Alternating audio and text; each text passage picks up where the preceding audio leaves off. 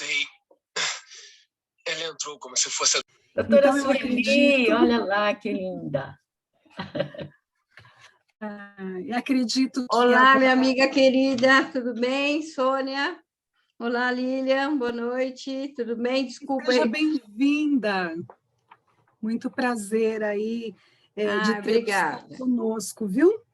Obrigada. Bom, então, eu gostaria de formalmente, né, dar início aí ao nosso encontro, ao nosso bate-papo, agradecer o nosso presidente, Dr. Luiz, pela oportunidade, né, que sempre nos dá, pelo apoio, pela presença, pela ilustre presença, porque eu sei o quanto o nosso presidente tem compromissos, além de ter os compromissos, né, com a OAB, com a nossa casa, ele tem os seus compromissos com o escritório e outros afazeres, e arrumou um tempinho para estar aqui conosco, né? Então, muito obrigada, viu, doutor Luiz, nosso presidente da 39ª subseção, doutor Luiz Ribeiro Oliveira Nascimento Costa Júnior.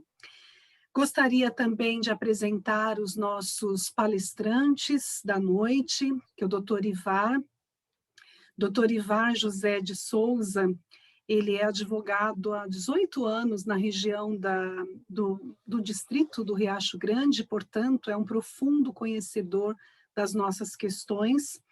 Ele foi presidente do Movimento em Defesa da Vida do Grande ABC, membro fundador do Conselho de Segurança do Distrito do Riacho Grande, foi presidente da nossa Comissão do Meio Ambiente na gestão 2005-2007, chefe de gabinete da Fundação Criança de São Bernardo do Campo em 2018, subprefeito do Distrito do Riacho Grande, no período de 8 de 2018 ao mês 8 de 2020.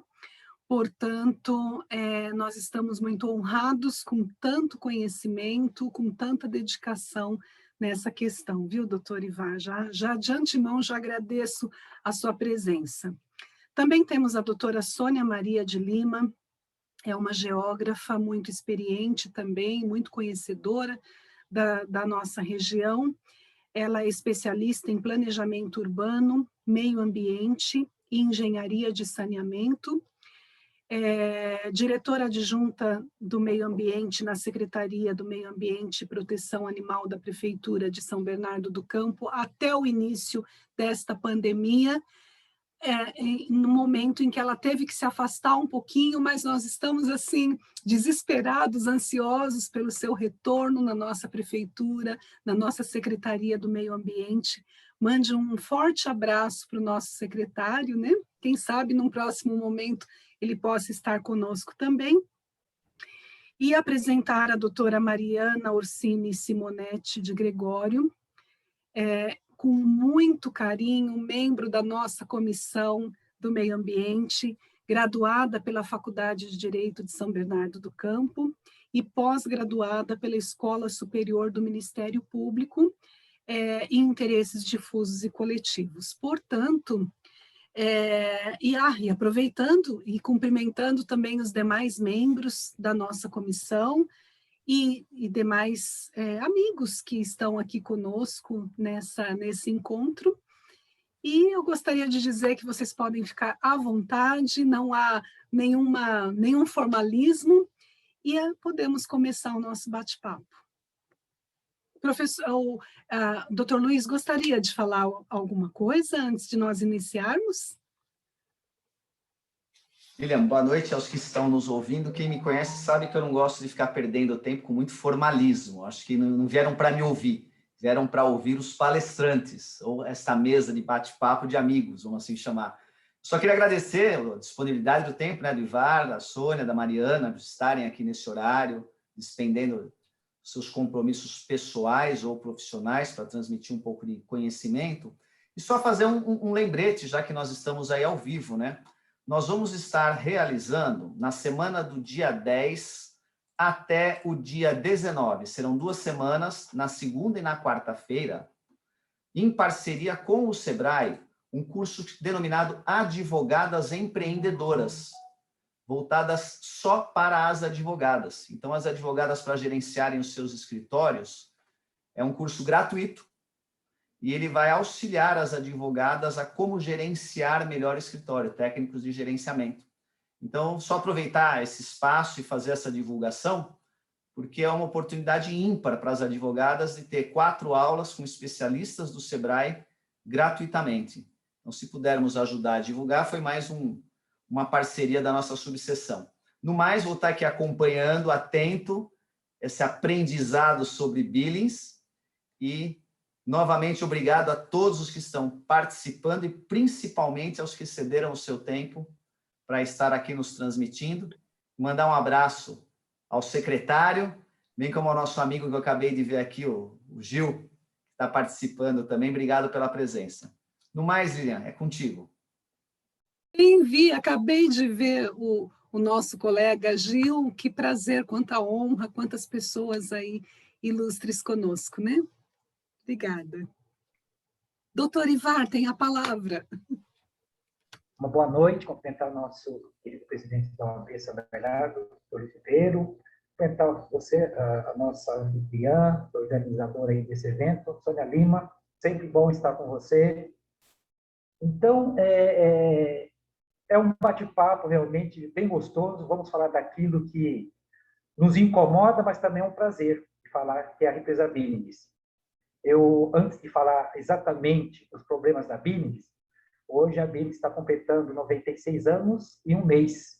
Aliás, essa palestra, esse bate-papo era para ter sido lá no dia do aniversário, né? E muitas pessoas me perguntam, mas como é que vocês sabem que ela tem 96 anos? Vocês viram ela nascer? Eu não vi ela nascer, mas eu tenho a certidão de nascimento dela aqui. Não dá para ver exatamente, porque a câmera acaba pegando ao contrário, mas eu vou disponibilizar para quem quiser, viu? Olha, tá aqui, ó. É bonito, parabéns. Que bonito, hein, doutor Ivar? Pois então, e é o decreto, né, federal 16844, de 27 de março de 1925. Então, foi assinado pelo presidente Arthur da Silva Bernardes, autorizando, né, o represamento do Rio Grande para dar início aí à nossa represa Billings. Que, aliás, apesar de ser uma represa que não é natural, né? Ela foi feita, ela é uma consequência do represamento do Rio Grande, mas eu falo que Deus é brasileiro e mora no Riacho Grande, porque essa bênção dessa represa Billings realmente é um presente para nós, né? Não só do ABC, mas de São Paulo, porque realmente a Billings é maravilhosa. Então, parabéns, né, para a nossa querida represa Billings, e esperamos aqui conseguir a contento responder às dúvidas e estar conversando um pouco sobre o que é as áreas de mananciais, o que significa para nós, moradores, principalmente aqui do Riacho Grande, porque eu tenho 64 anos e 62 está exatamente aqui no distrito. Eu vi acontecer muitas coisas boas e muitas coisas ruins também na questão da represa. Então, estou aí aberto para a gente estar batendo papo. Eu acho que a Sônia Lima ela tem assim, um histórico bem bacana também, ela é bastante técnica. Eu sou mais no arroz e feijão, eu sou mais no dia a dia e nas coisas que realmente acontecem e nas coisas que nos incomodam. Não só como morador, mas também como advogado, porque a gente vai vendo as coisas acontecendo e muitas vezes a gente não consegue uma resposta rápida para os problemas que acaba atingindo aqui a questão das áreas mananciais. Tá bom? Então, obrigado aí pela oportunidade. Esperamos ter um bom bate-papo. Sônia, nossa profunda conhecedora de São Bernardo do Campo como um todo, não é mesmo? Não somente da represa Billings, ela é uma enciclopédia ambulante sobre todas as questões ambientais e estruturais da nossa cidade. Fala um pouco com a gente, Sônia, sobre o que você vivenciou aí, sobre Billings. Boa noite para vocês. Quero agradecer a honra de poder estar aqui neste ambiente. Agradeço à querida doutora Lília, querida doutora Mariana, e ao nosso querido doutor Luiz estar aqui junto conosco, compartilhando este momento. Doutor Ivar, meu parceiro aqui agora, doutora Sueli, doutor Gil, que está escondidinho aí, queria ver ele. Muito obrigada, muito obrigada. Acho muito importante a gente ter a oportunidade de, neste dia em que a Billings faz 95 anos e um mês, nós podemos falar sobre ela, sobre este importante, estratégico patrimônio ambiental nosso e das futuras gerações. Eu gostaria, se vocês me permitem, fazer uma retrospectiva histórica. Como é que nós viemos parar aqui, neste contexto de problemas e de um vasto ordenamento jurídico sobre o planejamento do desenvolvimento deste território e da gestão deste território metropolitano. Então, no início da década de 70, a região, o que hoje é a região metropolitana de São Paulo, ela dava mostras de uma explosão demográfica, e nós tínhamos problemas. Então, os planejadores daquele período fizeram o primeiro PMDI, Plano Metropolitano de Desenvolvimento Integrado da Metrópole. Este plano, ele estabeleceu, entre várias diretrizes, duas importantíssimas.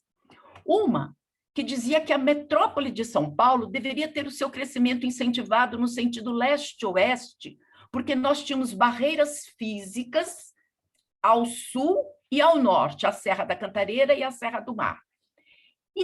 E que nós não teríamos, num futuro, como garantir o abastecimento em quantidade necessária e com a qualidade necessária para as futuras gerações. Então, deveríamos estabelecer uma estratégia de proteção dos mananciais, aqueles que nasciam nessas serras, que estavam ao norte e ao sul. Essas duas diretrizes, elas foram mais ou menos observadas, porque a primeira linha de metrô foi construída no sentido norte-sul, contrariando a diretriz do crescimento leste-oeste, de incentivar o crescimento leste-oeste. Mas a diretriz da preservação, da proteção dos mananciais, resultou na Lei de Proteção aos Mananciais. A região metropolitana de São Paulo, ela foi criada por uma lei complementar número 94, em 1974. E em 1976, foi promulgada a Lei de Proteção dos Mananciais. Duas leis. A primeira, que disciplina o uso do solo na região metropolitana. Essa legislação, ela abrange 47% do território metropolitano.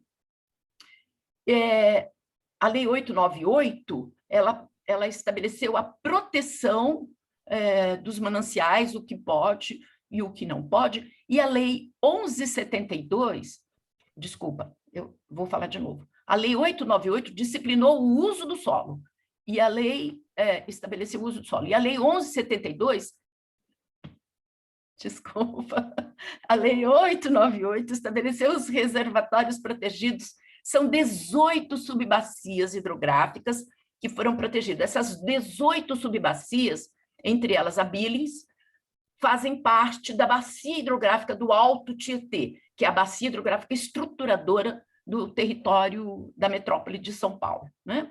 Então, a Lei 1172, ela disciplinou o uso do solo. Então, a Lei de Proteção dos Mananciais, eu sempre tive uma vontade muito grande. Eu era servidora na Emplasa. A Emplasa é a Agência Metropolitana de Planejamento.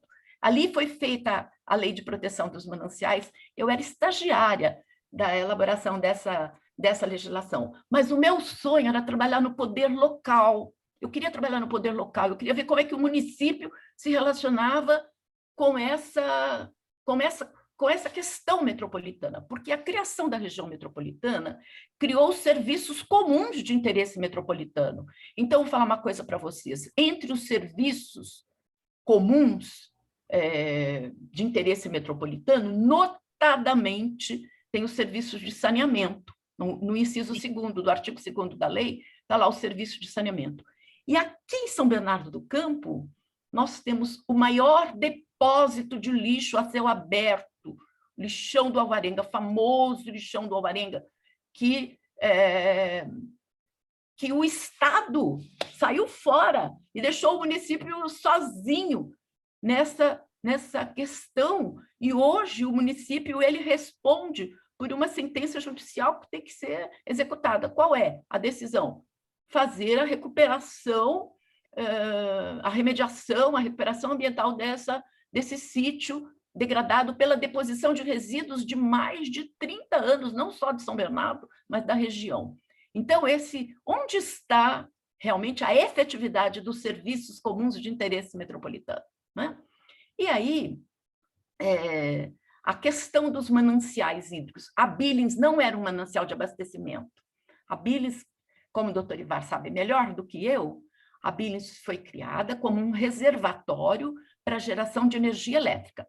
Com o início da industrialização, né? E aqui nós temos a Via Anchieta, que propiciou a instalação das indústrias aqui no território, e principalmente de São Bernardo, porque São Bernardo é aquele território no meio do caminho entre a maior metrópole do país e o maior porto importador e exportador. Então, aqui se instalaram as maiores indústrias, mas não tinha energia elétrica. Começava o processo de industrialização, mas não existia a garantia da eletricidade, fornecimento de energia. Então, essa obra de construção da represa Billings, pela reversão do Pinheiros e o barramento desses rios todos afluentes aqui do Pinheiros, nessa altura aqui do território de São Bernardo, é uma obra de engenharia fantástica, porque é uma das maiores obras de engenharia daquela época e até agora, aos nossos dias,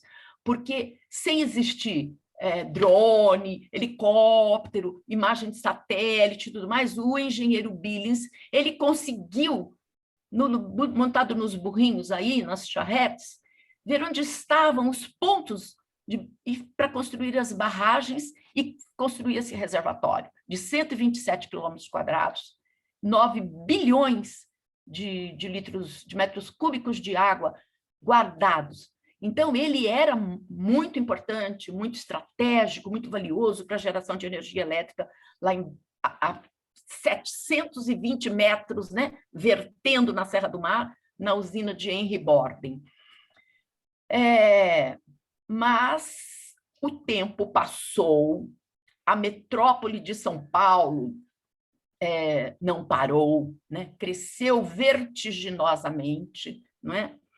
E essas áreas de proteção dos mananciais, a Billings, embora não fosse um reservatório de água para abastecimento, a bacia hidrográfica, ou seja, a área de drenagem do reservatório, estava submetida às condicionantes muito restritivas, porém necessárias, para o disciplinamento do uso e ocupação do solo. Então, como eu falei da minha paixão de trabalhar no poder local, é porque eu queria entender como é que os municípios se relacionavam na prática, no cotidiano, no dia a dia, com essa realidade. Porque o que fala é que não pode, né, doutor Ivar? Não pode, não pode, não pode. Só dizem não pode. Mas como pode? Pode, sim.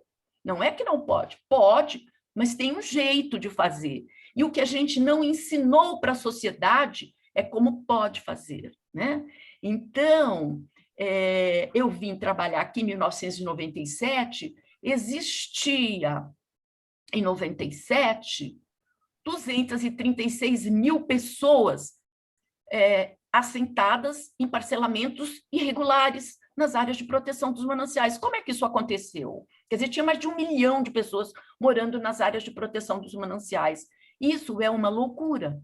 Então, mas isso aconteceu à margem da lei, mas aos olhos da lei, aos olhos do governante. Então, o poder local não fez, nunca se nunca se encarregou da gestão do território.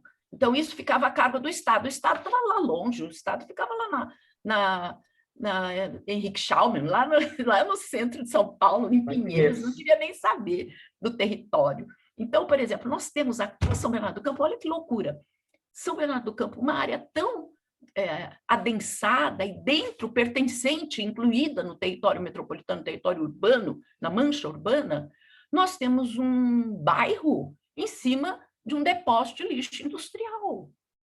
É uma coisa absurda, mas isso é uma realidade, né? E seres humanos respirando gases, sobrevivendo ali, respirando esses gases. Isso agora está em processo, a Secretaria de Serviços Urbanos do município está contratando a remediação dessa área. Vai ser o mais inédito trabalho de remediação de um depósito de resíduos industriais numa área ocupada, com população. Então, eles vão aplicar uma tecnologia muito moderna. Isso é uma coisa que vale a pena a sociedade acompanhar, principalmente vocês que são operadores do direito, acompanhar e entenderem como é que isso acontece, porque aqui é um parque industrial e nós temos berços de muitos passivos ambientais que vão requerer muito a ação jurídica futuramente aí de vocês. Não tem como escapar, porque a gente pode jogar debaixo do tapete, mas uma hora alguém descobre.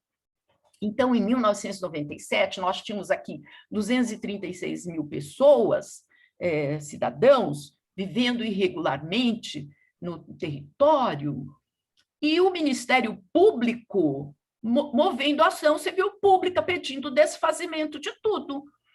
Então, naquela ocasião, eu visitei a promotora de justiça e disse para ela: doutora, se a senhora quiser derrubar tudo, a senhora tem aqui uma parceira, porque está tudo errado. Mas se a senhora quiser entender que nós perdemos essa batalha, a senhora tem aqui uma parceira também, para defender o direito dessas pessoas que se consagrou à margem da lei. Mas eles estão ali, eles não podem ser removidos dessa forma. Então, eu fiz um mapa espacializando as áreas de proteção dos mananciais e mostrando para ela, também dentro de um levantamento do IBGE, quantas cidades no Brasil tinham população superior a 200 mil habitantes. Tinha 76 cidades. Num conjunto de 5.645 cidades, apenas 76 cidades tinham população superior a 200 mil habitantes. E aqui em São Bernardo nós tínhamos 236 mil, ou seja, nós tínhamos uma cidade grande, totalmente irregular, em assentamentos humanos irregulares. O que é que nós vamos fazer com isso? E aí, a doutora, ela foi genial, eu rendo sempre minhas homenagens a essa mulher. Ela pegou lá o artigo da Lei da Ação Civil Pública e propôs o termo de ajustamento de conduta mediante acordos de contrapartidas da comunidade. Então, foi feito um grande programa aqui em São Bernardo, que envolveu 54 bairros que foram infraestruturados com infraestrutura urbana para receberem saneamento, guia, sarjeta, asfalto, iluminação pública. Então, assim, aonde isso repercutiu imediatamente? No posto de saúde. Porque as crianças deixaram de ter doenças diarreicas, os adultos e tudo mais. Por quê? Porque eles tinham ali uma condição de saúde. Ou seja, aquela insalubridade dos bairros foi melhorada. Mas a gestão do território não foi acompanhada desse sucesso. Ou seja, não se fez uma gestão adequada aos desafios que a gente tem da pressão da metrópole, que expulsa para a periferia as populações mais pobres, sujeitas a um crescimento urbano desordenado, né? Que é o que aconteceu. Em 97, então, a Lei de Proteção dos Mananciais já tinha 21 anos e já estava esgotada. Ela não dava conta de responder aos desafios. E aí, o governo do Estado propôs que também a questão de abastecimento, de garantias de água com qualidade e quantidade para a população do Estado de São Paulo também estava em risco. Então, o governo do Estado propôs uma lei, a chamada Lei número 9.800 9866, de 1997, que estabeleceu a proteção das bacias hidrográficas em todo o estado de São Paulo. Cada bacia hidrográfica deveria fazer uma legislação específica de proteção, e de disciplinamento do uso do solo, né? Então, isso em 97. Aí, em 2009, foi promulgada a Lei 13.579, que é a chamada Lei Específica de Proteção dos Mananciais da Billings, não é, doutora Mariana? Então, esse ordenamento, ele traz duas categorias importantíssimas, que é o PRIS e o PRAM, que para a...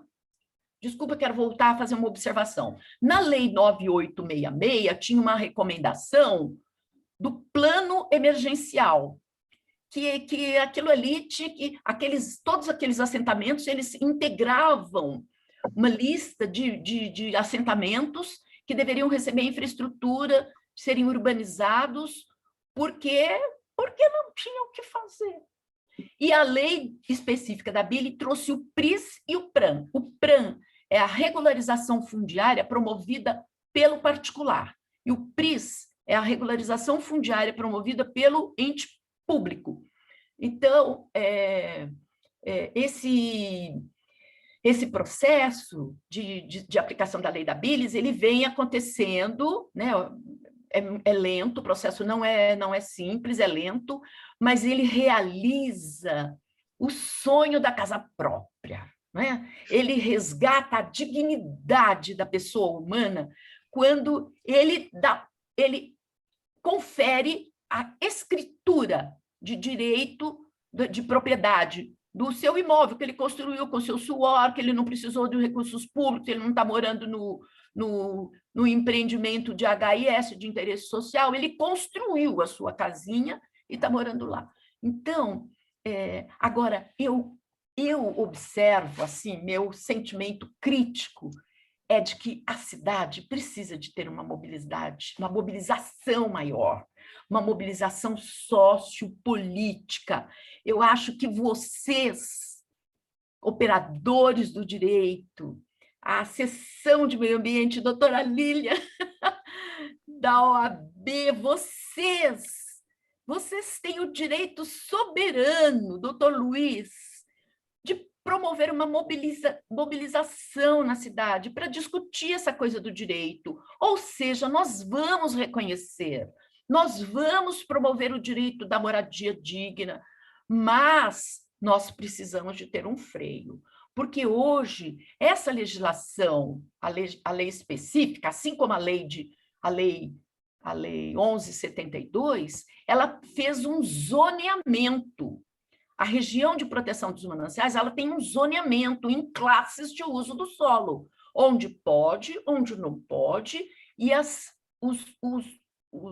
cota bruta de terreno, quanto pode ter o lote mínimo numa área. Então, por exemplo, o doutor Ivar, que está lá como subprefeito do Riacho Grande, lá, né, tem o pós-balsa. O pós-balsa é uma sub-área de conservação ambiental. Eu nunca vi tanta ocupação incentivada numa região de conservação ambiental. Então, quem vai morar e se sujeitar a morar naquelas condições? Os pobres, os desassistidos, aqueles que não importa, eles vão correr qualquer risco e eles vão habitar aquela região. E aquela região ela é essencial para a produção de água de qualidade para toda a população da cidade.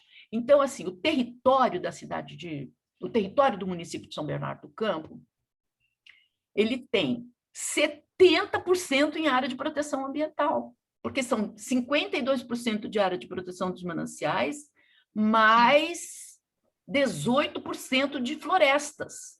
E ele tem apenas 30% de área urbana, que é a cidade formal, saturada, totalmente adensada.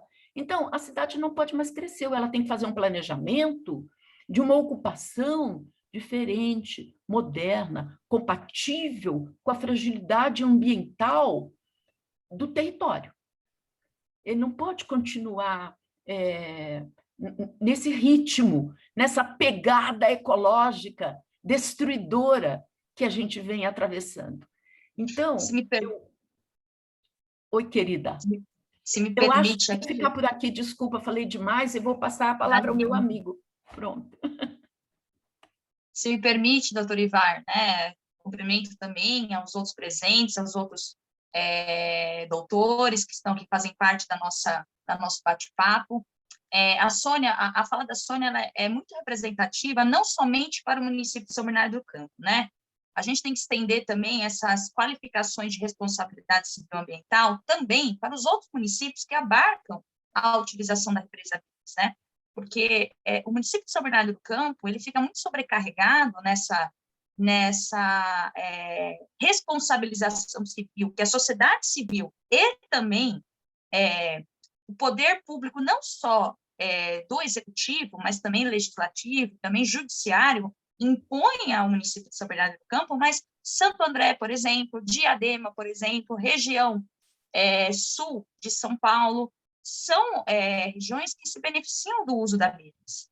E não tem, parece-nos que não são regiões que terão essa responsabilização administrativa e civil tão empenhada como tem o município de São Bernardo do Campo. E aí eu coloco também, a fala da doutora Sônia foi muito importante, porque me puxou algumas questões. Eu não sei se vocês conhecem, a Universidade Municipal de São Caetano do Sul, por exemplo, faz um projeto, o projeto chama Projeto Índice de Poluentes Hídricos na região da Billings, né? E eles verificaram, um estudo, o projeto começou em 2015, né, agora até hoje, e eles fazem uma espécie de mapeamento de região, de pontos na Billings, como está a questão da poluição, como a Billings vem sendo tratada, e assim, do estudo, por exemplo, de 2000, eu vou colocar mais recente, 2019 até um recente estudo em 2020, mostrou que aumentou, por exemplo, os pontos de poluição hídrica da Billings, não somente poluição advinda como disse a doutora Sônia, pela questão da desocupação ordenada da região, mas também, por exemplo, o desaguamento de águas do Rio Pinheiros e Rialto do Rio Tietê, na Billings, que isso as pessoas acreditam que, não, isso não pode. A gente trabalha, quando a gente fala de meio ambiente, as pessoas pensam, tudo não pode, mas pode sim, porque nós temos aqui uma importante lei, que é a Política Nacional de Recursos Hídricos, né?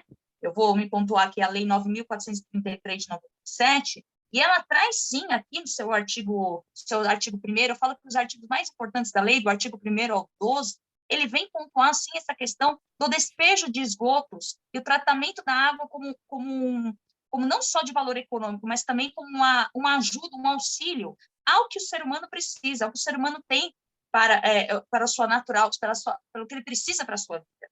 Então, quando a gente fala de água, eu posso dizer que assim, nós não temos na nossa legislação local, fora essas legislações que são mais antigas, e agora com a lei recente de saneamento básico, que vem instituir questões de normas federais para o tratamento da água, todas desbocam, né, no mesmo fundamento, no mesmo diploma legal.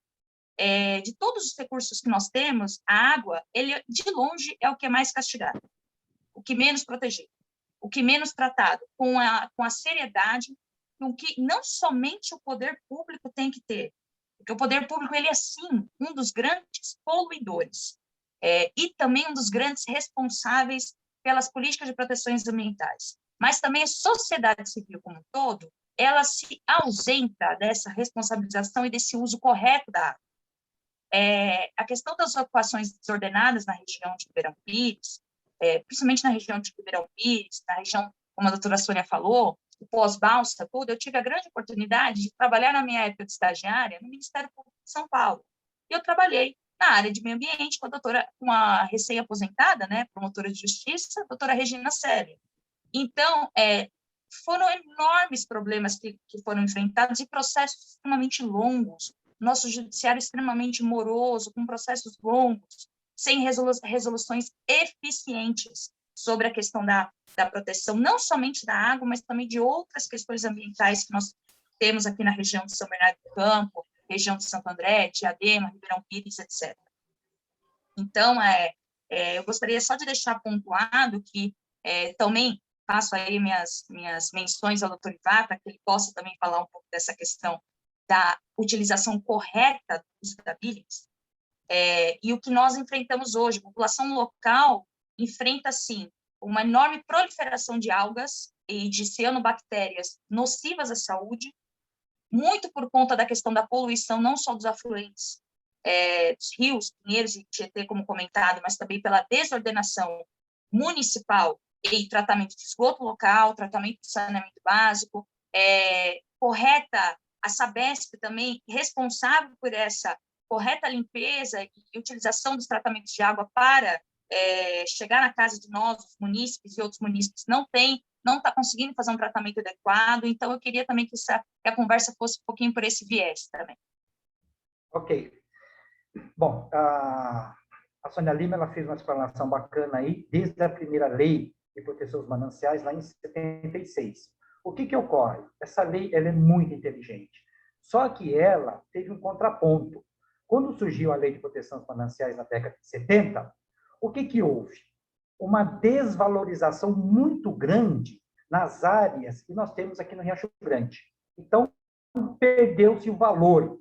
E aí, teve os oportunistas, os loteadores clandestinos, que começaram a fazer esses loteamentos a qualquer preço, e o poder público não acompanhou a eficácia da lei, porque a primeira lei de proteção dos mananciais, na época, já era um avanço muito grande. Só que não tinha um aparato, nem municipal e nem estadual, para realmente fazer valer a lei. Então, teve muita gente que ganhou muito dinheiro fazendo os loteamentos clandestinos. A represa Billings, ela é uma história, assim, nós estaríamos aqui uns 3 dias batendo papo para a gente entender 10% dos problemas. Porque você veja bem, lá na década de 80, no comecinho da década de 80, ela foi compartilhada, exatamente aqui no Riacho Grande. Por quê? Porque o esgoto do Pinheiros estava chegando aqui na prainha do Riacho Grande. Então, o governo, ele não viu uma saída, não, vamos despoluir o Pinheiros e o Tietê para jogar para a represa, porque essa ideia é para gerar energia, como a Sônia explicou. Não, vamos compartilhar a represa, o esgoto não chega na bomba. Então, começaram a fazer saídas não inteligentes. Esse já foi o primeiro ponto negativo. Com a falta de fiscalização, as coisas foram acontecendo muito rápidas. Hoje, por exemplo, olha como é que são as coisas. Teve uma lei em 76 que permitiu o lote mínimo aqui no Riacho Grande, por exemplo, de 500 metros. Em 2009, foi mudada essa lei, veio a lei específica da BIR, que permitiu para 250. Sim. Então, quem cometeu um crime ambiental lá atrás, que fez um parcelamento de solo com metragem inferior ao que era permitido por lei, lá na frente ele foi beneficiado. A lei veio e disse, não, pode agora 250. Nós hoje estamos também já com uma lei federal, que é a da REURB, que está permitindo uma regularização fundiária com lotes com menos de 125. Então, nós estamos correndo sempre atrás do prejuízo, ao passo que nós poderíamos fazer o contrário. Vamos planejar. Então, a área de manancial é possível? É possível. Então, nós temos a primeira situação, qual que é? A pessoa tem que ter uma matrícula do imóvel. Ela pode construir.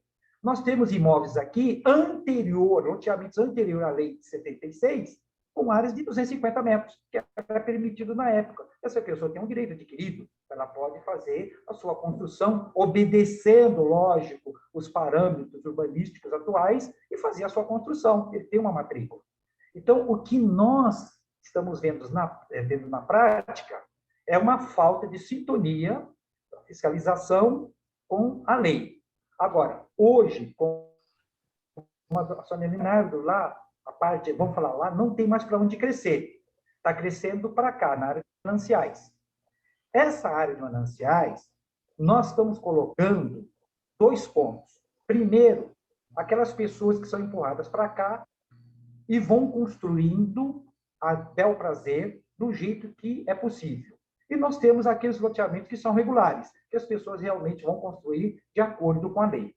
Então, se nós não pararmos agora e dissermos, olha, vamos fazer planejamentos, porque se é possível fazer uma regularização fundiária, aonde nós pegamos aqui alguns loteamentos de 100, 120 metros, 130 metros, estamos regularizando, por que não fazer estes loteamentos, que poderiam ser até condomínios, dentro da lei, Então, se você tem uma área de 100 mil metros, inclusive aqui, não precisa ser do pós-balsa, não. Do lado de cá, nós temos áreas de 100, 120, 130 mil metros que devem uma fortuna de IPTU. E o proprietário acaba abandonando essa área, as pessoas invadem e depois vem o poder público correndo atrás para poder fazer a regularização. Aí vem trazendo a água, o saneamento básico, o asfalto, e vai regularizando as coisas todas de forma irregular. Dá-se o jeitinho, ao passo que nós poderíamos muito bem fazer isso já planejado, porque a cidade vai crescer. Olha, pós-balsa, quem nasceu lá, quem mora lá, está tendo filho, esses filhos estão crescendo, estão casando e estão fazendo as suas casas lá. A Prefeitura de São Bernardo, ela implantou um sistema de fiscalização muito bom, muito bom. Hoje, para a pessoa passar com material na balsa, ela tem que ter uma autorização, mas sempre tem um pertinho que dá um jeito. Ele passa de lanche, de barco, de madrugada, de helicóptero. O sujeito é criativo. Ele consegue ainda construir clandestinamente. Eu fiquei 2 anos e meio aqui na prefeitura e era todo dia gente me pedindo para quebrar o galho. Olha, eu preciso comprar telha, eu preciso comprar tijolo, eu preciso de cimento, minha casa está caindo. Faça o procedimento correto. Comigo não tem quebrar galho. Então, nós assistimos aqui todo dia a compra e venda de terrenos sem documento nenhum. A prefeitura espalhou placas para todos os lados aqui. Não compre terreno sem antes consultar a prefeitura. Mas a pessoa com o sonho da casa própria, ela não está nem aí. Ela já se vê morando lá na casinha dela, de frente para a represa, pescando, e ela esquece o documento. No meu escritório de advocacia, vinham pessoas, olha, eu estou comprando na casa dele, você poderia fazer um papelzinho aí para mim? Eu falei, papelzinho? Que papelzinho? Não, um contrato de compra e venda. Mas ele está te vendendo, ele tem documento? Não, mas ele já mora lá há muito tempo. Mas ele está vendendo o que não é dele para você. Mas a pessoa compra. Então, nós, enquanto poder público, ou até enquanto operadores do direito, a gente tem que orientar essas pessoas a não cair nessas armadilhas. Porque virou uma situação, porque realmente as pessoas precisam de moradia. E as pessoas pagam. Hoje, a pessoa paga 90, 100 mil reais à vista num lote aqui de 100, 200 metros.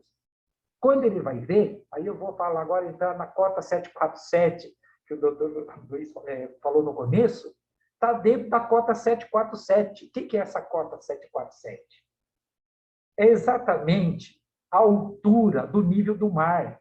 747 metros é o nível máximo que a represa pode chegar. Então, hoje, ela nem chega mais no nível máximo, porque nós tivemos tanto assoreamento da represa por conta desses fechamentos clandestinos, essas construções, e nós perdemos muito espaço de água. Então, a cota 7478 são marcos que a Light, quando encheu a represa, é o limite que a água pode chegar. Quando ela chega naquele limite, os sangradouros, que aí ela vai descer via Schmidt Canal ou os sangradouros que tem para que ela não invada mais. Hoje, infelizmente, isso não acontece mais. Ela não sobe mais na cota 747. E depois nós temos a área, aquela de 50 metros, que pega exatamente da cota 747 para dentro do terreno, você não pode construir nada. Então, muitos terrenos aqui estão dessa cota 747, escriturado. E a pessoa não pode construir sequer a casinha do cachorro. E tem gente que compra. Por quê? Porque ele está sendo mal orientado. Então, o que está acontecendo hoje, e vou falar aqui, no Riacho Grande, que é uma área enorme, vem muita gente procurar a área para cá, é a falta de orientação e também, não só do município, mas também do Estado, porque nós temos áreas aqui que não é a prefeitura que vai fazer o licenciamento ambiental, é a CETESB. A prefeitura faz até 10 mil metros, empreendimento até 10 metros prefeitura. Então, acho que é melhor que eu sabe disso. E, acima de 10 metros, CETESB. Antigamente, era só CETESB, não tinha prefeitura. E era uma burocracia danada. O sujeito para fazer qualquer construção, ele ficava 2 anos para sair com a aprovação debaixo do braço na CETESB. Então, o que era mais barato? Construir clandestinamente. E olha, nessa pandemia, o que tem de gente construindo clandestinamente é laje batendo aqui todo final de semana. Então, nós temos que realmente parar e pensar o que nós queremos para a nossa área de proteção de mananciais. E aí, Pode falar, desculpa, doutor. Eu pensei que o senhor fosse concluir, pode falar. Não, só assim, para finalizar. Não adianta a gente ficar fazendo lei em cima de lei para corrigir aquilo que a gente foi incompetente para acompanhar. Essa é a grande verdade. Então, agora é hora de nós pararmos e dizer, olha, espera aí, eu acho que a OAB, a Comissão do Meio Ambiente, eu vou me colocar à disposição, quero ajudar, porque eu estou vendo a cada dia, a cada ano, a gente perder qualidade de vida, perder qualidade da água. Nós tivemos agora uma melhoria grande, tem o projeto JAICA, que foi a região do Alvarenga contemplada para retirar todo o esgoto, toda a produção, levando para a ET São Caetano. Aqui do Riacho está contemplado com o projeto do Alto Tietê. Nós temos uma estação de tratamento de esgoto aqui no Riacho Grande que está sendo usada para captar todo esse esgoto na região e é tratada aqui no Riacho Grande e volta para a represa.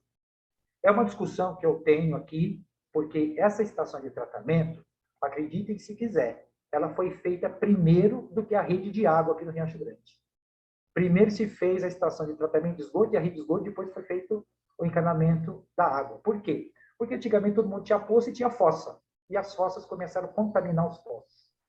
Então, primeiro fizeram essa pequena estação, para depois vir a água tratada nas casas. E ela está aqui até hoje, foi ampliada, mas esse mesmo está no lugar errado. Ela está aqui no centro do distrito de Riacho Grande. E ela, a Sabesp ainda não conseguiu tirar o mau cheiro do tratamento. Estão lutando, mas não conseguem.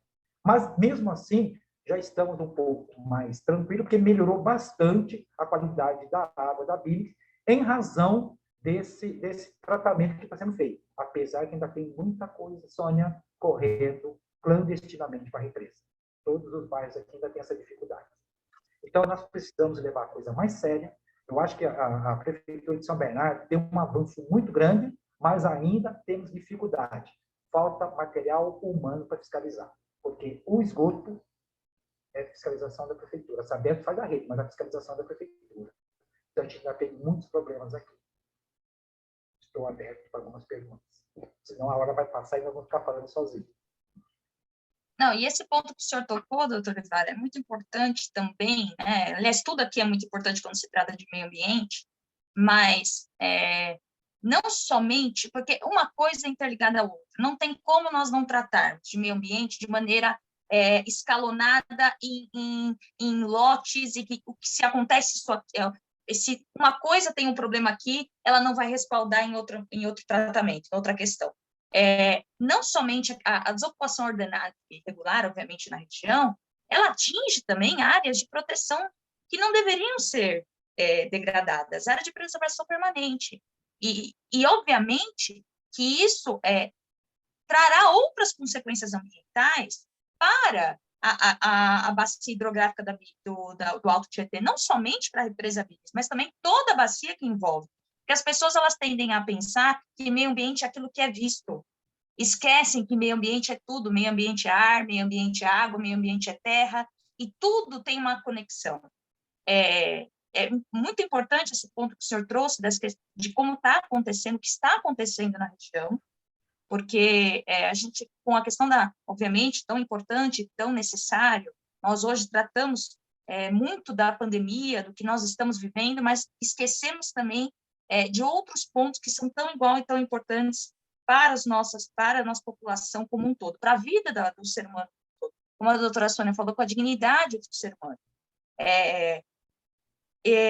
A questão da educação ambiental, para mim, é o único movimento que tem uma concreta, real, condição de alterar o que vem acontecendo com a nossa degradação ambiental.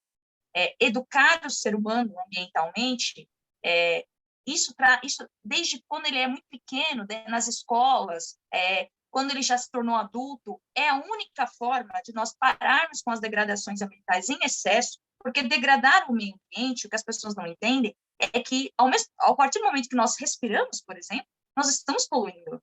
Então, a compensação ambiental ela deve ocorrer de uma forma que seja mais compensativa ao meio ambiente nesse momento do que menos compensativa.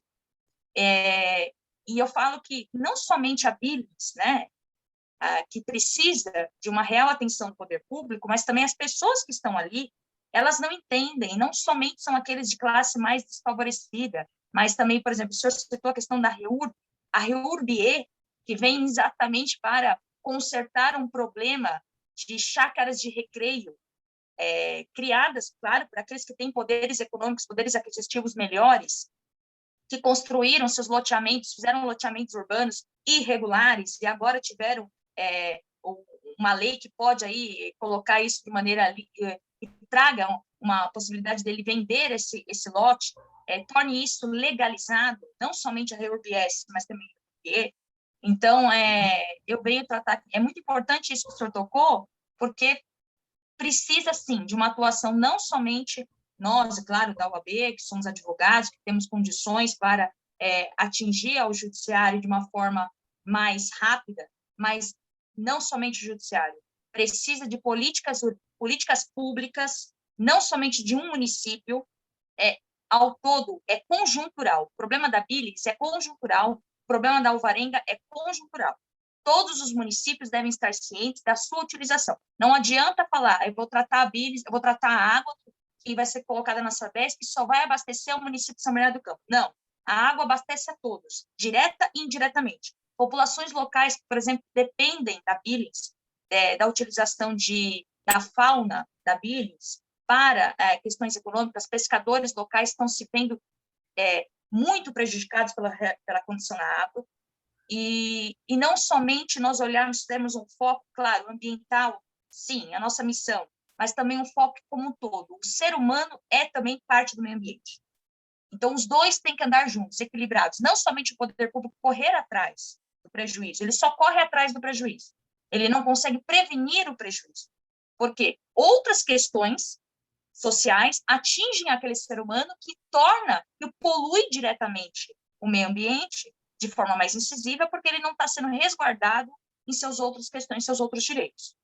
Então, eu queria saber opiniões da doutora Sônia, doutor Ivar, também nessa questão de como enfrentar isso de maneira mais incisiva, preventiva, quais seriam as soluções, por exemplo, a doutora Sônia, que esteve no município muito ativamente, recentemente, quais são as soluções que podem ser atingidas por nós neste exato momento, por agora? Bom, eu acho que o doutor Ivar tocou aí nessa questão da saturação da poluição na Billings pela reversão do Rio Pinheiros, porque a formação da Billings com base na reversão do Pinheiros é um fato. Jogar esgoto, todo o esgoto gerado na cidade de São Paulo dentro do Pinheiros não deveria ser um fato, porque a cidade de São Paulo, uma das maiores, da terceira metrópole do mundo, deveria ter sistema de coleta e tratamento de esgoto em toda a cidade, principalmente numa área que não é periférica, é uma área central, né, que é a região do Pinheiros.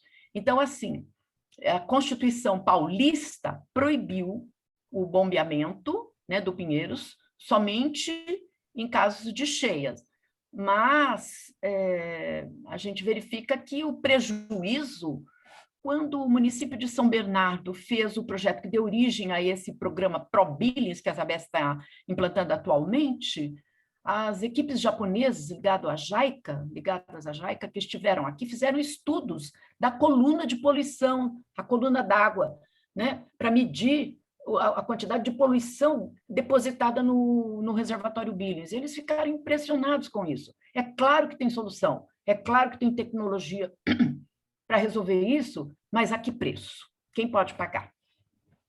Outra questão que eu queria falar aqui, a doutora Mariana lembrou bem a Política Nacional de Recursos Hídricos, que trata da questão do recurso hídrico. E nós estamos falando aqui do manancial, quer dizer, essa água com qualidade, né, que é regulada pela política de recursos hídricos, lá dentro do reservatório. Então, esta água é função da bacia hidrográfica. Então, assim, toda poluição gerada na bacia hidrográfica, principalmente os desmatamentos que são responsáveis pela erosão e que tem como consequência o assoreamento do reservatório, né? Isso é falta de gestão. Então, a doutora Mariana mencionou, se a educação ambiental, mas a educação ambiental, a educação para a cidadania, tem que mobilizar a sociedade. Nós temos que encontrar um jeito de ter um diálogo com toda a sociedade, para que a gente possa sensibilizar as pessoas, para que eles possam ver aquilo fui eu quem fiz, eu contribuo para isso, né? Para que não ocorra mais, não joga lixo na rua, não joga o esgoto, faz a sua fossa. E aí, doutor Ivar, essa questão do tamanho mínimo de lote, na Lei 11.72, o que era o núcleo urbano foi reconhecido lá como classe A, na época do zoneamento. O entorno da classe A era a classe B, com lotes de 500 a 1.500 metros quadrados, e na classe C era a partir de 1.500 metros quadrados. Agora, nós temos um zoneamento mais complexo. Por quê? Porque tem muito investimento em infraestrutura. Infraestrutura tem custeio, é recurso público, é dinheiro público investido. E aí esse zoneamento levou em consideração isso. Só que a área de proteção dos mananciais é uma área de produção de água. Então, a gente precisa ter o quê? Nós precisamos ter permeabilidade no lote. Pelo menos uma parte, uma fração do lote tem que ser permeável para assegurar esta função ecológica da área de proteção dos mananciais, que é a produção de água. Então, por exemplo, o lote mínimo, doutor Ivar, onde é a SUCT, né, a Subárea de Urbanização Controlada, é 250 metros quadrados. Mas, na hora que o proprietário vai construir, que ele vai fazer o licenciamento da sua construção, ele tem que obedecer uma regra que é uma área vegetada e uma área permeável. Ele tem que deixar. Então, a lei ela tem um espírito de admitir que a gente perdeu, aquilo que a gente tinha no original, lá que a gente queria, aquele ideal, aquilo não existe mais. Agora, o que a gente tem hoje são dentro dessas áreas de SOI, sub-áreas de ocupação especial, de SUCT, essas áreas que são infraestruturadas, elas têm um custo para o poder público. Então, ali o lote é menor para permitir parcelamentos, mas assegurar um mínimo de permeabilidade dentro do lote, né? Então, é uma questão de gestão. O que eu acho é que nós precisamos, a política de gestão tem que ser uma política mais participativa.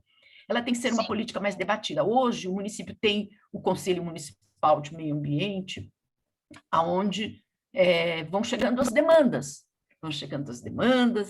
e as demandas vêm sempre deste campo, do campo jurídico, e isso é muito interessante, né? Porque as pessoas estão estudando o ordenamento jurídico incidente sobre o problema ali, está levando a questão, o desafio para o planejador, o gestor, ele tem que responder a tudo isso, porque quem sai no prejuízo é o cidadão, né?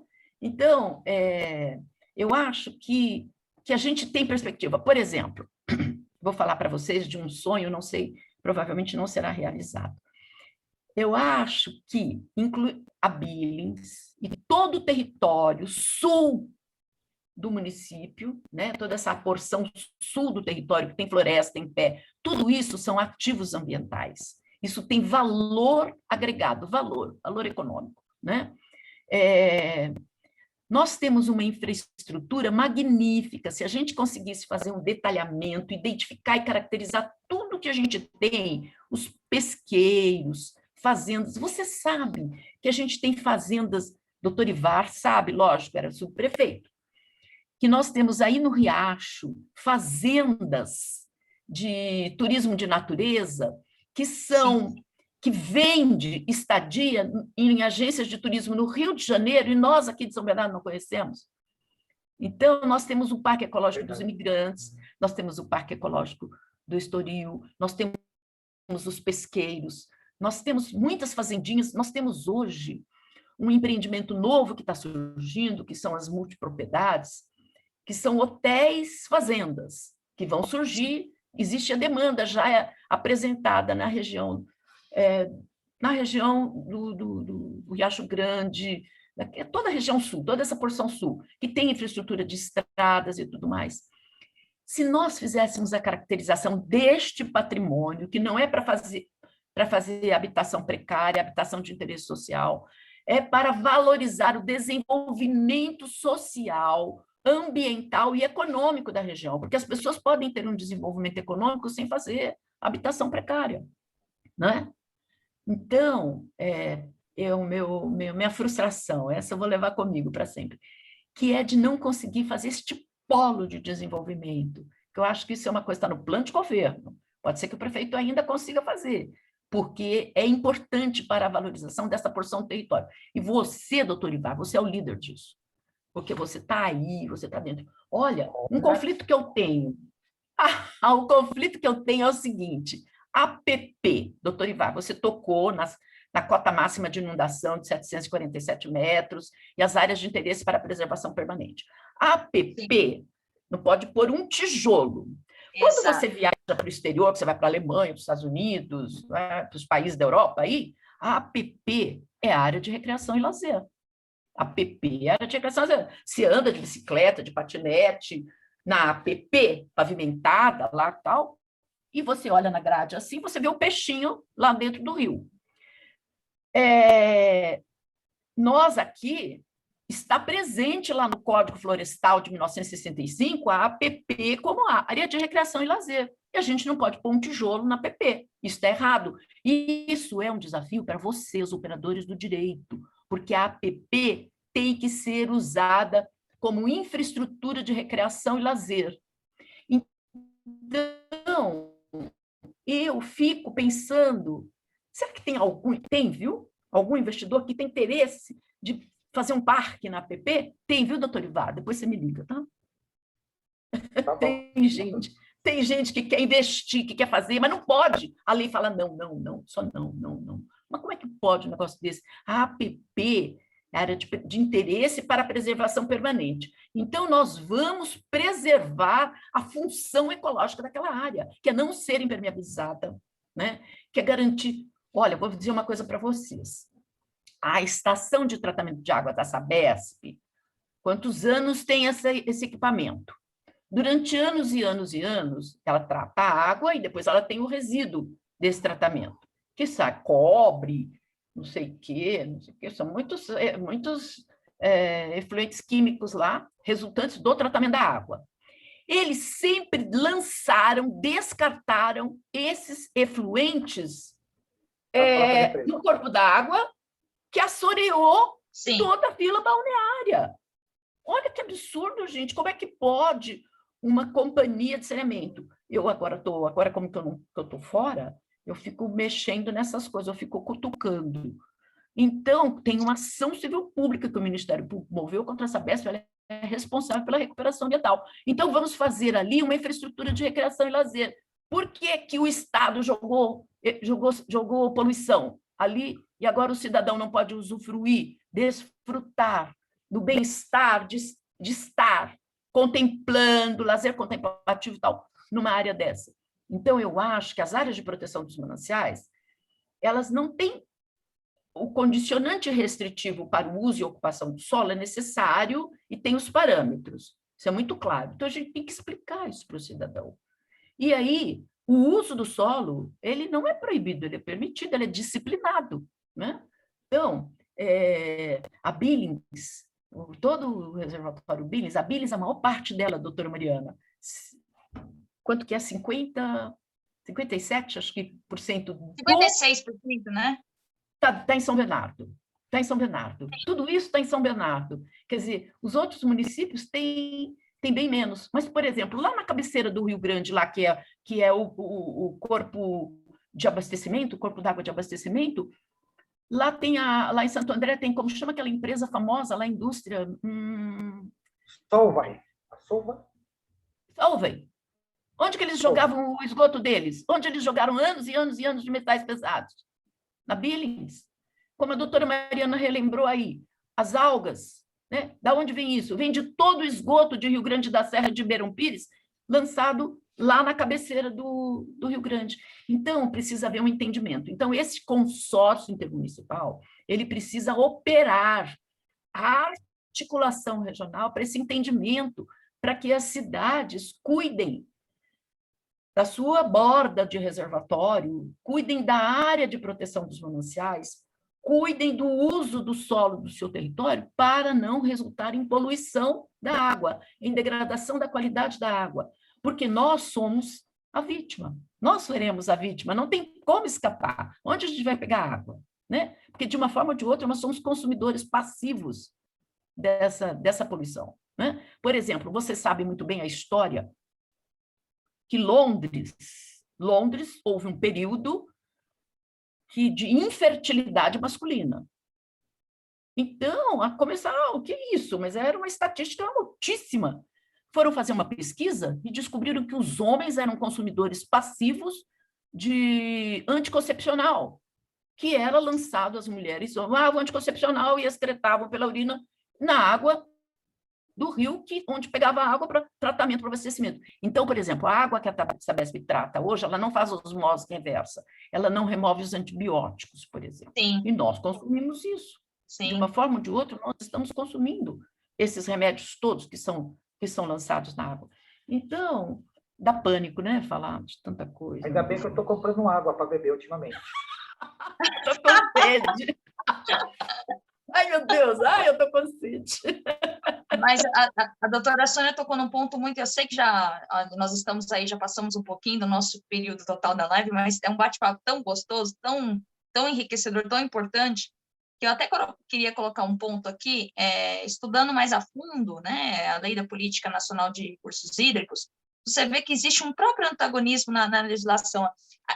Nós nos apoiamos demais na legislação. Eu sei que eu sou uma operadora do direito, todos aqui, né, a maioria dos presentes são operadores do direito. Eu sei que você, Sônia, você tem uma fiel... você nos deposita uma esperança em atuar de maneira mais decisiva e com toda a razão, mas eu te falo que tem vezes que nós mesmo falamos que, peraí, mas a lei diz uma coisa tão positiva e, ao mesmo tempo, ela vem trazer um antagonismo tão grande que você mesmo fica complicado de você se apoiar nela. Eu falo aqui, por exemplo, da questão do mecanismo de compensação financeira que os municípios deveriam receber, que o artigo 24 dispõe. Isso foi vetado presidencialmente à época. Então, assim, os municípios, por eles estarem mais próximos da questão da proteção, da utilização dos recursos hídricos, por vezes, um município acaba recebendo maior responsabilização por causa disso, mas, ao mesmo tempo, ele se vê... ele não consegue, vamos falar claramente, sem dinheiro, ele não consegue promover, muitas vezes, essa questão dessa educação ambiental. Você veio pela questão, por exemplo, da utilização das APPs. Não pode construir um tijolo. Tá vendo? A legislação vem dizer não pode, mas as pessoas não sabem como proteger ambientalmente. Elas não sabem. Então, o que elas pensam? Eu não posso construir, mas onde são essas áreas de proteção ambiental primeiro? Será que onde eu estou invadindo aqui, esses loteamentos que são vendidos, aquela pessoa que não tem condição de discernimento de saber que aquilo é um loteamento de proteção ambiental, ela compra, entre aspas, esse loteamento irregular e configura a sua vida ali, ela não sabe o que é uma zona de proteção ambiental, ela não sabe o que é uma APP.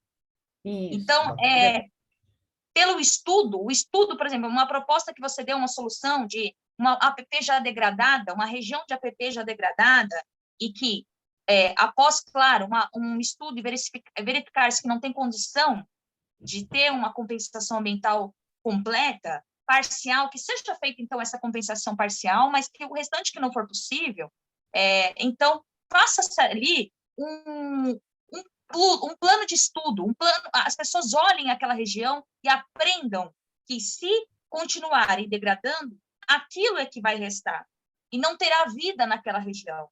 Então, se utilizar daquilo que se tem já, daquilo que já aconteceu de errado, e consertar. E, se não for possível consertar, então que se tire daquilo, se extraia daquilo a melhor solução. E isso em todos os pontos ambientais, em todas as questões ambientais aqui tratadas. Continua se tendo uma degradação, ainda que são pessoas em situação de necessidade extrema, e que muitas vezes... Mas e a Sabesp? Uma empresa que tem uma responsabilidade também equitativa, de responsabilização objetiva igual ao do município. Nada recai sobre ela. Então, a gente só aponta os dedos em determinados agentes, mas se esquece que todos nós aqui somos agentes também de responsabilização. Então, eu finalizo aqui a minha fala com esse sentido. Me coloco à disposição, se quiserem alguém, nós podemos nos tornar mais atuantes, sim, devemos nos tornar mais atuantes, mais unidos, e também outros colegas de outras subseções, de outras comissões também podem, né, de Comissão de Meio Ambiente, fazer um planejamento, uma atuação conjunta para atuação mais incisiva nessas regiões de degradação, de extrema degradação ambiental. Muito bem. Eu queria só complementar duas questões que vocês falaram, a questão da Sabesp.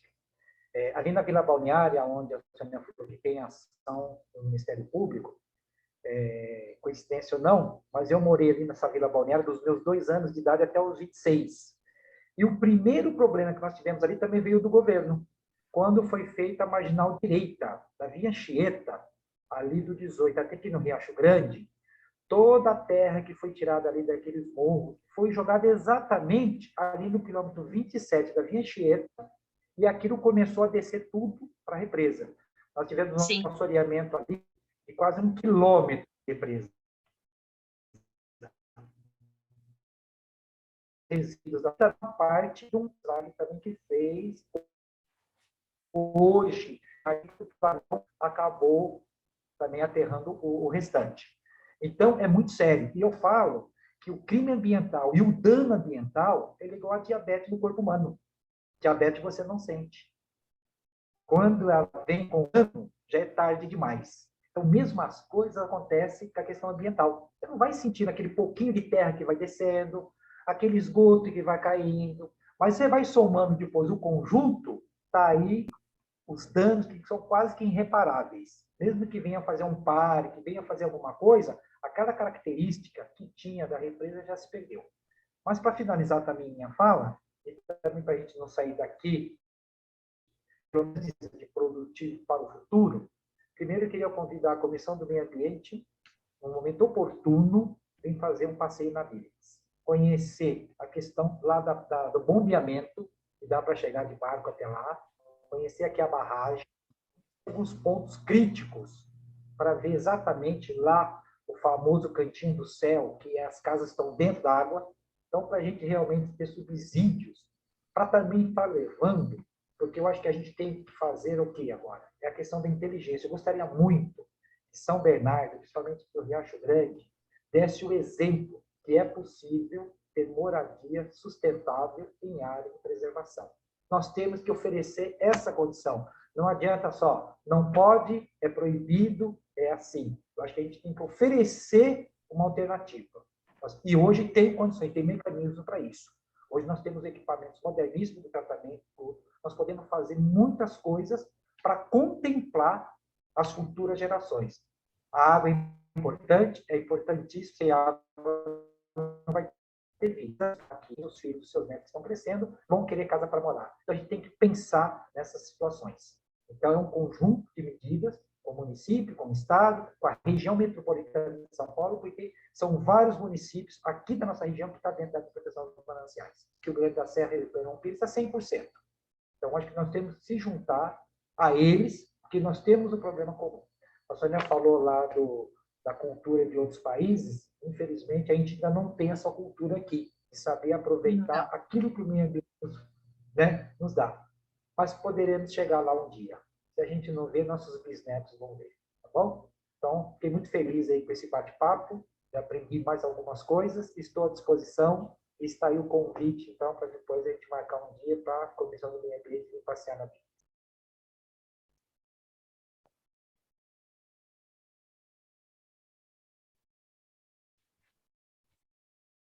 Acho que doutora Lília. Doutora Lília. Eu estou com o som aberto, não está ouvindo? Agora estamos. Bom. Eu abri e falei, como assim? Doutor Luiz, gostaria de comentar alguma coisa, explorar um pouquinho nossos palestrantes? Eu queria fazer um comentário até sobre o que foi dito que a doutora Mariana falou, e uma preocupação, e eu fiz naquele nosso bate-papo, antes de começar essa roda de bate-papo, assim, né? Eu dei aquela provocada para o Ivar, da cota 747, e foi intencional, porque eu atuo bastante em direito imobiliário, direito condominial, é minha área, E eu fiz essa menção porque a doutora Mariana falou, a doutora Sônia também, a gente entende que há uma preocupação, uma carência social. Então, nós sabemos que muitas pessoas acabam invadindo a área por desconhecimento ou adquirindo áreas por desconhecimento, mas eu vejo que não é só uma desinformação dos mais necessitados. E daí veio aquela minha menção à cota 747. Eu tive uma cliente que comprou uma chácara no Riacho, não é uma chácara pequena e não foi um valor pequeno, e ela foi surpreendida com uma notificação da EMAI para que ela tivesse que demolir a piscina e uma churrasqueira que existe no imóvel, porque a EMAI estava exatamente dentro da cota 747. E quando ela veio conversar comigo, nós estávamos discutindo, ela me mostrou, não, o proprietário tinha um documento de 1900 e bolinha, fornecido pela EMAI, onde a EMAI dizia de que ele poderia usar aquela área em caráter precário e que, se eventualmente ele fizesse qualquer construção, estaria sujeito à retirada. E aí está dando uma discussão, nós estamos até com isso judicializado, porque realmente ela falou, olha, eu nunca imaginei isso, e só apareceu esse documento agora, porque a hora que ela foi intimada pela EMAI, eu falei, vamos falar com quem lhe vendeu, é um vício oculto, você não sabia, vamos desfazer o negócio e ver o que vai ser feito. E o vendedor, ele falou, não, mas eu tenho um documento aqui que me disse que eu podia fazer. A hora que ele me apresentou o documento, eu falei, realmente, o senhor podia fazer em caráter precário. O senhor não poderia colocar uma piscina, colocar uma churrasqueira e achar que tudo bem. Agora a EMAI está querendo a área, está judicializado, e aí nós fomos fazer as medições e o levantamento de se na época que foi analisada a cota 747, com a data de hoje, se aquela área estaria abrangida ou não. Aí o doutor Ivar foi muito feliz ao mencionar que a cota 747 não é uma medida de agora, ela é de lá de trás. Então, você tem que respeitar, ainda que algum marco tenha se movimentado, ainda que você tenha algumas diferenças, né? Mas é algo que eu sinto e eu comento com os meus clientes, né? A gente vê, você vai comprar um veículo de 20 e 30 mil reais, você leva funileiro, eletricista, mecânico, pintor, 3 amigos, a esposa e os filhos para dar palpite no carro. Aí você vai comprar um imóvel de 5, 6, 10 vezes mais o valor do carro. Às vezes é o teu único bem da vida, que você vai ter aquele único imóvel que você vai ter que viver o resto da vida, e você não procura um advogado para poder analisar a documentação, para ver a área que você está adquirindo, para ver se está tudo regularizado, e você deixa isso para lá. Você fala, não, eu vou comprar o imóvel, eu não vou ter nenhum problema. O carro pode me dar problema, porque eu uso todo dia. Então, é um trabalho muito bem levantado, que as comissões devem, as regionais, já deixo até aqui a proposta, nós temos, doutora Lília, nós temos um bom relacionamento com todos os presidentes do ABCDMRR, né? De repente, fazermos um evento conjunto para mostrar isso, para alertar, porque não é só a população carente, é a população altamente conhecedora e de poder aquisitivo muito bom, que também comete esse tipo de erro. E depois, lá na frente, a hora que ela perde o imóvel, a hora que ela vê que vai ter que demolir, e tudo é o desespero. E aí vem a culpa do poder público, porque o poder público permitiu, porque o poder público foi permissivo, porque o poder público não fiscalizou e tudo, mas ela também não toma essas precauções. Eu acho que valeria a pena pensarmos em algo um pouco mais agressivo e maior para realmente trabalhar. Talvez São Bernardo, né, tenha esse maior perfil com a Billings, nós tenhamos aqui um trabalho maior, mas eu acho que é importantíssimo que a região tenha conhecimento, e mesmo em São Paulo, Santo Amaro e áreas adjacentes que acabam, de alguma maneira, tendo um reflexo Billings, né? Não vamos falar porque, na verdade, todo o Estado tem reflexo Billings, agora com essas interligações, mas eu acho que quem está ali com as áreas, os mananciais, principalmente, as nascentes e tudo, eu acho que a gente poderia desenvolver um trabalho. Temos aí 8 meses de gestão pela frente, mas fica o desafio. Muito bom. Temos que começar, né, doutor Luiz, de alguma forma. eu estava aqui pensando, enquanto ouvia, né, tantas reflexões, são profundas, e reflexões de pessoas que conhecem tanto, e fico pensando que nós estamos aqui dentro do município e desconhecemos coisas que são fundamentais, essenciais, né? Eu estou vendo aqui o bate-papo, os comentários das pessoas aqui, dizendo que nós temos muitas deficiências, né? E que falta mesmo essa questão da educação, né? Essa questão de políticas públicas. Então, nós vamos percebendo que as legislações são importantes, né? As leis são muito importantes, mas a lei no papel, ela não significa absolutamente nada. Nós precisamos dar efetividade, né? Ela tem que sair efetivamente do papel para a vida da população, para a nossa cidade. Então, isso vai passando por vários setores, né? Quando o artigo 225 da Constituição Federal fala que o dever de preservar, de cuidar, de defender é um dever de todos, isso não é poético tão somente, né? Isso é uma realidade necessária para que as coisas realmente encontrem seus eixos. E aí, na nossa região especificamente, fico pensando, nós temos aí outros municípios, nós temos que fazer um trabalho conjunto, né? Essas questões, elas precisam estar amarradas. Passamos, quando falamos por políticas públicas, eu costumo traduzir essa expressão em uma palavra: ação, né? Então, o que é política pública? Né? Arregaçar as mangas e falar assim, eu vou assumir isso, né? Eu faço parte disso, né? E aí nós temos que ter políticas públicas de educação, nós temos que realmente levar para a população, e para a população de uma maneira geral, não só para essa população mais carente, que nós costumamos, às vezes, até num sentido pejorativo, falar assim, coitado, né? Ele não sabe nada. Mas, na realidade, essa falta de educação, ela é geral, né? Ela não é do pessoal carente tão somente, é da população como um todo. Então, eu fico aqui pensando, enquanto os nossos palestrantes falavam, e eu pensando aqui, o que a nossa comissão pode fazer, o que a OAB pode fazer? E o doutor Ivar já começou com um convite, já aceito, né? Com certeza a nossa comissão aceita, sim, vamos marcar, vamos ver o que nós podemos fazer.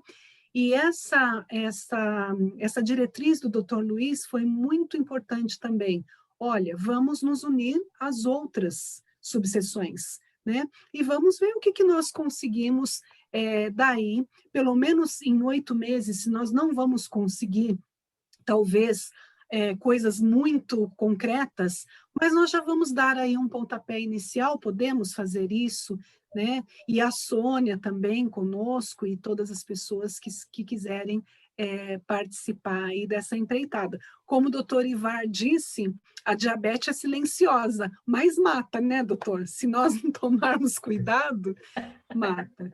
Mas é isso, eu não sei se alguém quer colocar mais alguma coisa, mas eu fico muito feliz com esse encontro e foi muito produtivo, saibam disso, viu? Parabéns vocês três aí, por tantas informações tão importantes, tão profundas, e deixou aí reflexivos. Da minha parte, eu só quero mesmo agradecer nessa oportunidade e dizer que estou aqui à disposição para mais eventos, mais ações e mãos à massa, né? Vamos pegar mesmo para valer. Uhum. Uma boa noite a todos aí e até o próximo evento. Obrigada. Doutora Sônia? Eu também, da mesma forma, quero agradecer a oportunidade de estar com vocês, de poder falar com essa visão de planejamento, que não é a visão jurídica, mas que a gente sempre trabalha subordinado ao ordenamento jurídico, né? Não tem outra, a lei é a regra, né? E muito obrigada, foi um prazer enorme e até a próxima, estarei aqui aplaudindo. Obrigada. Mariana? Eu quero agradecer a todos também, eu confesso que foi minha primeira participação em palestras /lives, falando sobre a questão de meio ambiente, que é um assunto que me é muito caro, minha especialização vem nessa questão de interesses difusos coletivos, porque eu acredito que nosso Brasil é uma das únicas formas de proteção real de todos os direitos coletivos que nos abarcam, principalmente ao nosso querido meio ambiente, que vem sofrendo, né, há muitos anos, com não só a degradação ambiental, não somente a questão do homem, da interferência humana, mas também uma interferência política muito forte. Então, eu deixo aqui meus cumprimentos a todos, me coloco à disposição também sempre da comissão, e o que precisarem de mim, podem contar. Projetos de meio ambiente, eu arregaço as mangas e faço além do prazer maior da advocacia, é um prazer, um amor próprio, um amor que eu tenho muito grande. Então, agradeço por todos e deixo aqui meu boa noite. Doutora Graziela, da nossa comissão aqui presente, Iago e todos os demais, gostaria de agradecer imensamente as pessoas que participaram, doutor Eric, doutora Daniele, doutor Jaime, enfim, doutora Ari, todos que estiveram conosco, o doutor Gil, que passou por aqui, teve que se ausentar, e os demais participantes, e um agradecimento especial aí aos nossos palestrantes, ao doutor Luiz, que nos prestigiou, né? Ficou aqui o tempo todo conosco, e se o doutor quiser fazer algum encerramento, falar alguma coisa, fique à vontade, e eu encerro minha fala por aqui também, agradecendo a todos. Doutora Lília. No horário. Quem tinha que falar, falou. Eu só quero fazer um agradecimento, além dos 3 palestrantes, além da doutora Lília e todos os membros da Comissão de Meio Ambiente, né? Que tem uma pessoa que fica por trás de tudo isso aqui, acaba nos ajudando bastante e a gente não vê, né? Que é a Tamires, que está aí sempre apoiando as lives e tudo. Então, obrigado, Tamires, pelo trabalho, por ter ficado conosco aqui até tarde também, né? Só agradecer. Obrigado a todos. Parabéns, obrigada, foi excelente. Eu vou ter que falar agora, doutora Graziela, minha contemporânea de faculdade, minha amiga, minha parceira. Um grande abraço, doutora. Foi você que me convidou para participar da Comissão do Meio Ambiente lá em 2005. Graças a você, eu me apaixonei pelo tema e a gente fez muita coisa legal. Vamos permanecer. Um abração para você. Meu colega, um abraço para vocês. E mesmo nesses 8 meses, dá para a gente plantar a semente, doutora Lília. Nós não Doutora sabemos Lília, super obrigada. A gente que faça a semente. Vamos dar trabalho para eles. Exatamente, foi o que eu pensei, plantaremos a semente, a doutora Graziela, a doutora Ivar, a doutora Mariana, a Sônia, todos, né? E aí vamos pensar, assim, de que forma que nós vamos jogar essa semente, começando com essa visita lá na região, viu, doutora Ivar? Vamos combinar de pé. Tá bom? Com certeza, gente. Vai ser seguida, vai ter a visita e depois o Ivar vai oferecer um churrasco para nós lá na casa dele, que ele tem um espaço muito legal lá. O barco tá bom? Não, com esse preço da carne não dá. Não, nós podemos fazer churrasco de tilápia. De peixe. O que era um barco pequeno agora vai virar um navio na Billings com esse churrasco. Ô, Ivar, ó, já que vai ter churrasco, Ivar, tem alguém aqui, a minha esposa, que me conhece há um bom tempo e vai lhe dar um tchauzinho para você lembrar que ela está aqui quieta, chegou agora. Ó. Oi! Tudo bem? Tudo bem, Ivar? Como é que você está? Tudo bem, graças a Deus. Olha, prazer enorme, hein? Abração. Se vai ter churrasco, ela vai junto. Ótimo. Muito bom. Tchau. Obrigada a todos. Boa noite. Obrigado, boa noite. Boa noite, obrigada. Bom descanso. Tchau para todos. Tchau. Bye. Bye. Tchau, Soninha. Bye a todos. Olá, doutor Luiz. O Eric está dizendo que quer mais um triênio contigo, hein? O doutor Eric já está cobrando.